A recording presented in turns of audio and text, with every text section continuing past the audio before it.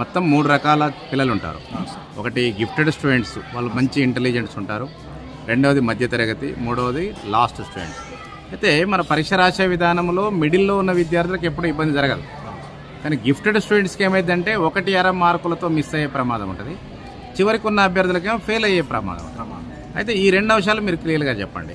Gifted students 1-6 మార్కులు miss కాకుండా ఉండాలంటే ఏ అంశాలు చదివితే కఠినమైనటువంటి డెప్త్కి వెళ్ళాలి, అండ్ బిలో యావరేజ్ స్టూడెంట్స్ కూడా ఏది చదివితే వాళ్ళు సక్సెస్ అవుతారు అనేది ఈ 2 చెప్పండి. ఇక్కడ గిఫ్టెడ్ స్టూడెంట్స్ వారికి ఎక్కడ మిస్టేక్ అవుతుంది అని అంటే భాషాంశాలు. మన పార్ట్ బిలో భాషాంశాలలో పదజాలం, వ్యాకరణాంశాలు ఉంటాయి సార్. ప్రతి పాట వెనకాలో భాషాంశాలైన పదజాలం, వ్యాకరణాంశాలు పూర్తి స్థాయిలో వారు చదువుకోవడం, మరి అదో ఇంకొకటి సృజనాత్మక ప్రశ్నల మీద ఎక్కువగా దృష్టి కేంద్రీకరించకపోవడం వల్ల వాళ్లకు మార్కులు తగ్గే అవకాశం ఉంది. కాబట్టి వాళ్ళు ఈ సృజనాత్మక ప్రశ్నలు ఏమైనా ఉంటే లేఖ అయినా, సంభాషణ అయినా, కథ అయినా, వర్ణన అయినా వాటి మీద ఎక్కువ దృష్టి పెడితే వాళ్ళు గిఫ్టెడ్ స్టూడెంట్స్ 100% మార్కులు సాధించడానికి అవకాశం ఉంది.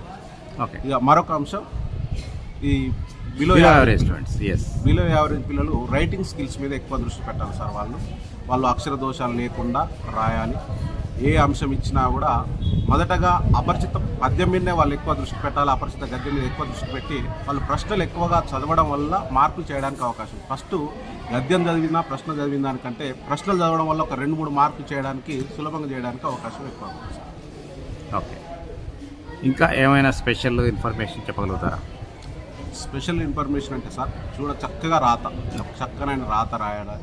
తెలుగు అనగానే మొదటగా భయపడతారు, మొదట ఎగ్జామ్ ఉంటుంది అన్నట్టుగా. అలాంటి భయం లేకుండా రాయడానికి ఎక్కువ అవకాశం ఉంటుంది. తెలుగు మన మాతృభాషే కాబట్టి, మన బోధన మాతృభాషే, అది పాస్ కావడానికి ఎక్కువ అవకాశం ఉంటుంది. Right, very good. ఈ పాయింట్స్ అన్నీ కూడా కవర్ అయ్యే విధంగా అటు తోటి ఉపాధ్యాయులకు మరియు విద్యార్థులకు కూడా చేరే విధంగా మేము ఇది సెండ్ చేస్తాం.